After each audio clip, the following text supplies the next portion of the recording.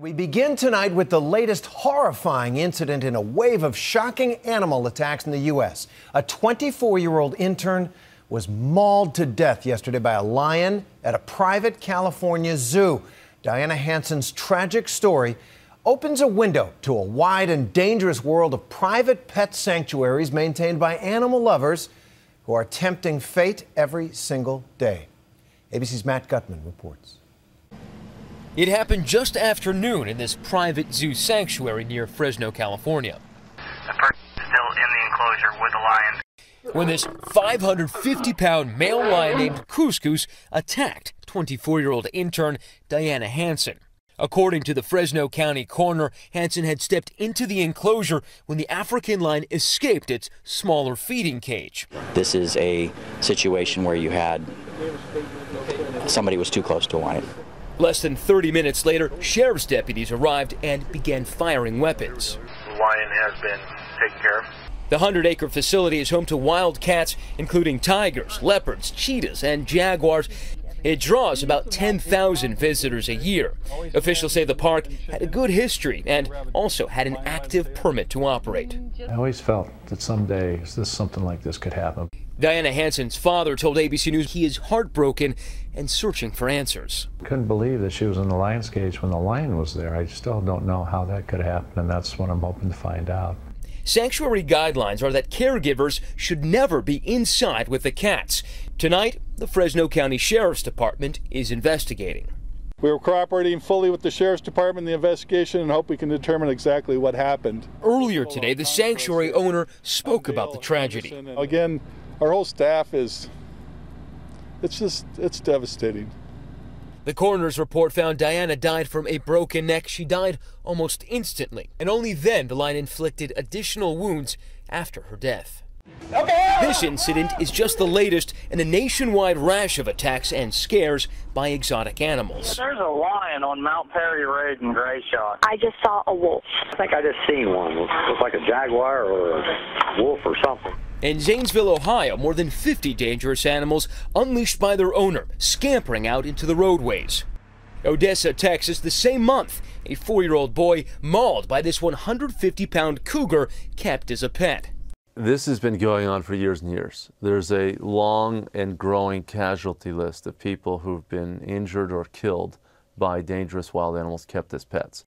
But out of all of this animal mayhem across the nation, someone has gotten very busy.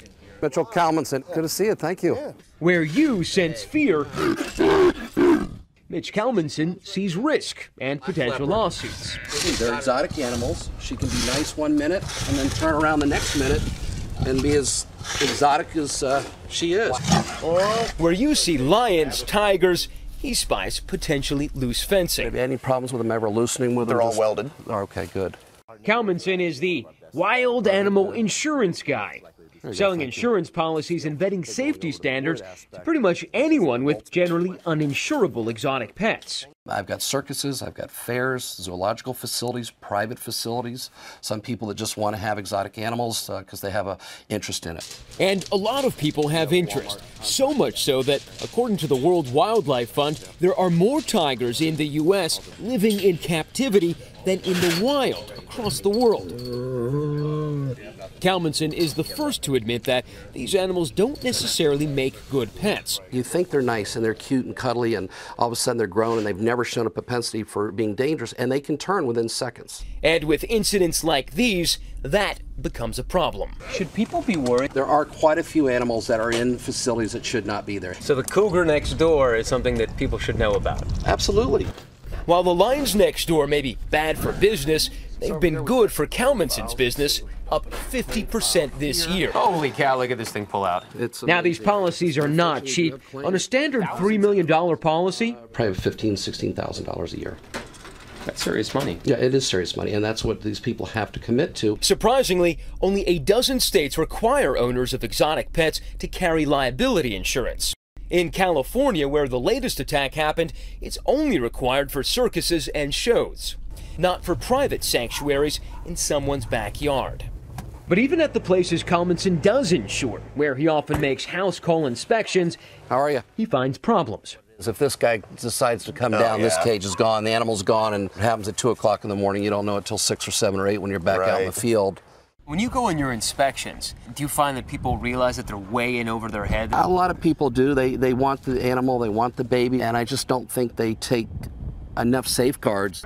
The lion who killed yesterday was just a baby cub when it made an appearance on Ellen. Look at those claws. Culbertson himself owns 27 lions and tigers on his Florida ranch. See them pacing back and forth like this all night long.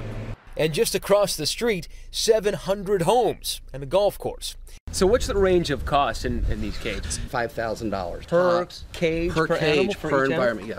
Cash is often the most significant barrier to safety. Most owners of these sanctuaries are so-called animal broke, he says, buying the animals when they're young, cute, and small. But before you know it, they're big, expensive, and can be deadly. That means he's feeling very comfortable. Oh. But quickly we found Kalmanson's maxim to be true. These animals may be trained, but they are not tamed. For Nightline, I'm Matt Gutman in Sorrento, Florida.